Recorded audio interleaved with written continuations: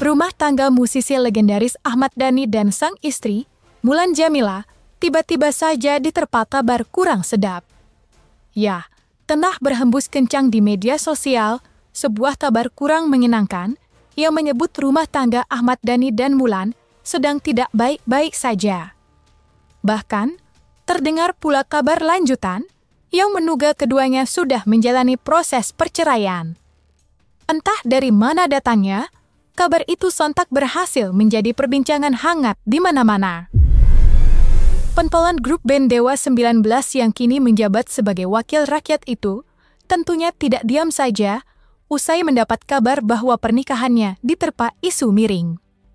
Buktinya, Ahmad Dhani langsung memberikan klarifikasi berbentuk sindiran pedas terhadap pihak-pihak tidak bertanggung jawab yang gemar menghembuskan kabar bohong.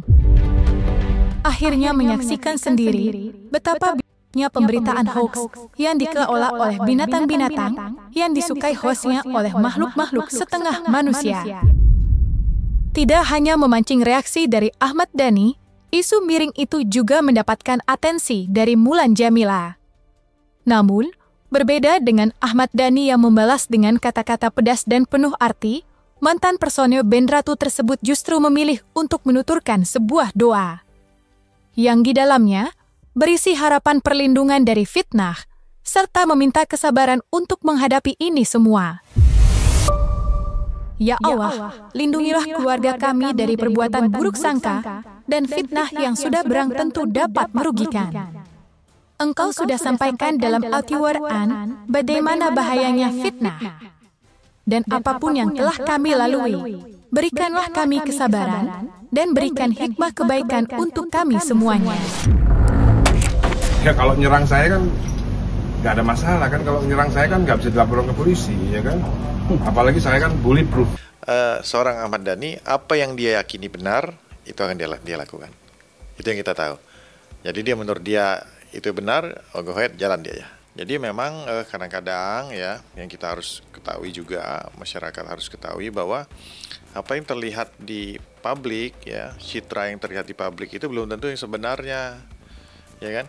Orang yang terlihat buruk di publik ternyata bisa jadi orangnya tidak seperti itu. Begitu juga sebaliknya, orang mencitrakan dirinya sebagai seorang yang baik, keluarganya baik-baik saja, ya kan? Bisa juga sebaliknya, kan banyak kejadian gitu kan? Ya, banyak mencitrakan dirinya, keluarganya baik-baik saja, ini segala macam, ternyata wah, dalamnya itu cuma pencitraan saja. Ya apalagi artis lah kan. Dan banyak sekali kejadian kayak gitu kan. Dan statement orang-orang, testimoni orang-orang tentang masalah itu. Jadi seperti itulah. Terlepas dari aksi perlawanan Ahmad Dhani terhadap isu miring seputar pernikahannya, pria kelahiran 1972 itu juga sedang terlibat dalam aksi saling lapor dengan psikolog Dr. Lita Gading. Berawal dari rasa tidak suka melihat Lita membawa-bawa nama putrinya ke dalam suatu konten, Ahmad Dhani kemudian mengambil langkah hukum terhadap sang psikolog. Bukan hanya satu laporan, beberapa waktu lalu Ahmad Dhani juga telah membuat laporan baru. Hal yang sama turut ditempuh juga oleh Lita Gading. Tidak tanggung-tanggung, Lita Gading bahkan membuat pengaduan ke Mahkamah Kehormatan Dewan. Aduan itu pun dikabarkan sudah ditanggapi oleh MKD. Lantas, sudah sejauh mana perkembangan laporan Lita Gading di MKD? Mana MKD? Mana MKD? Nih, kita sudah masuk ke rapat pleno untuk MK. Katanya mau memproses masalah Ahmad Dhani. Mana? Sekarang saya mau tahu bagaimana kebijaksanaan seorang atau institusi. Mana Majelis Kehormatan Dewan?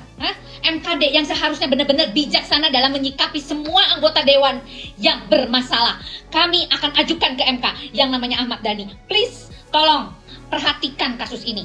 Karena apa? Karena ini akan merusak tatanan DPR seutuhnya.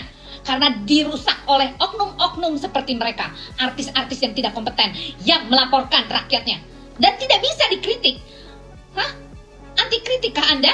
Ditutupkah semua akses kita untuk melaporkan dan melaporkan orang-orang seperti itu? Harusnya Anda berpikir dan introspeksi diri.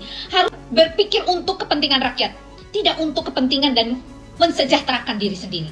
Please, mana saya menagih janji katanya November ini akan dipanggil tuh namanya Ahmad Dhani. Ini akan ajukan ke MK yang namanya Ahmad Dhani. Please, tolong perhatikan kasus ini. Karena apa? Karena ini akan merusak tatanan DPR seutuhnya.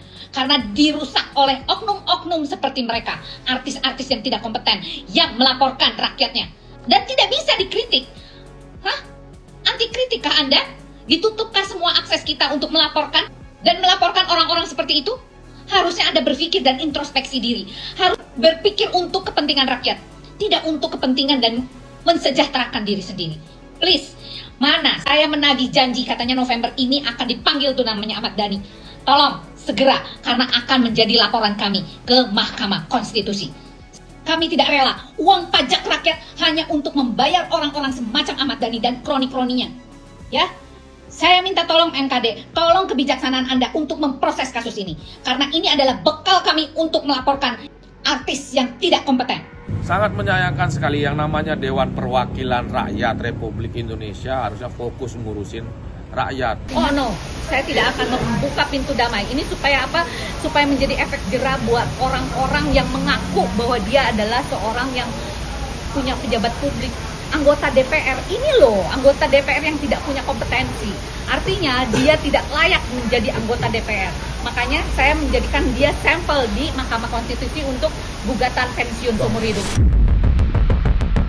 Bak diterpa aral terjal tiada akhir, Ahmad Dhani tidak hanya dipusingkan dengan laporan Lita Gading, tetapi juga dari rekannya di dunia musik, yakni Ryan Pono. Seperti diketahui, Ahmad Dhani telah dilaporkan sejak lama oleh Ryan lantaran memberi plesetan terhadap nama Ryan Pono.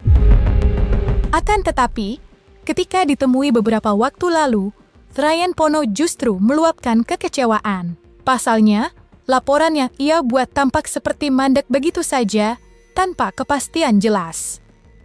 Padahal, saksi kedua pihak sudah dimintai keterangan. Saya lapor waktu itu bulan April. Terus berjalan itu sekitar mungkin sebulan 2 bulan.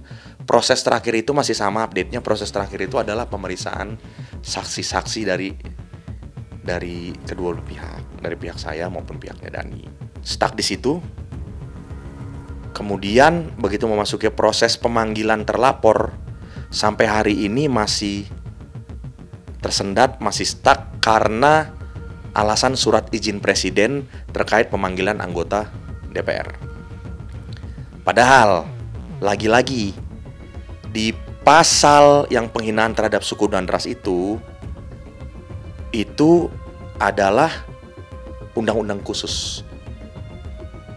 Bukan undang-undang KUH pidana biasa. Undang-undang khusus itu ada jelas aturannya bilang undang-undang khusus terkait undang-undang khusus, anggota DPR yang dilaporkan dengan undang-undang khusus tidak perlu surat izin presiden. Ya, respon keluarga sebenarnya masih menunggu sampai sekarang. Masih menunggu update, masih nanya kabar terus, masih nunggu. Karena kalau keluarga itu sudah mengapresiasi putusan MKD ya, yang menyatakan bahwa terbukti bersalah melakukan pelanggaran etik, walaupun hanya harus meminta maaf itu. Oke lah, secara etik dia sudah diputuskan bersalah. Tapi kan laporan kita bukan hanya ke MKD, tapi ada laporan hukum juga. Nah, laporan hukum ini di polisi ini nih, di aparat penegak hukum nih yang belum bergerak nih sampai sekarang. Kalaupun ada peristiwa hukum ya dijalani saja peristiwa hukumnya. Cuma saya sebagai warga negara itu hanya menempuh jalur yang menjadi hak saya, menjadi hak kami gitu loh. Nah, ketika ini tidak berjalan sesuai aturan, lucu gitu loh, lucu banget.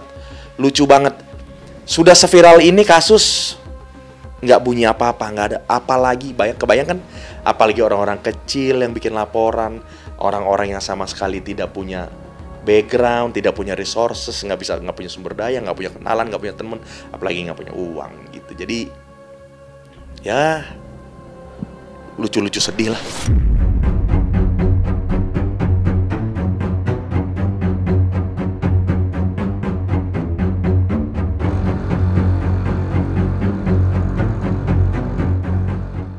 Nah, selesai sudah Cumi Lovers. Jangan lupa untuk like, subscribe, dan juga share channel YouTube Cumi Cumi.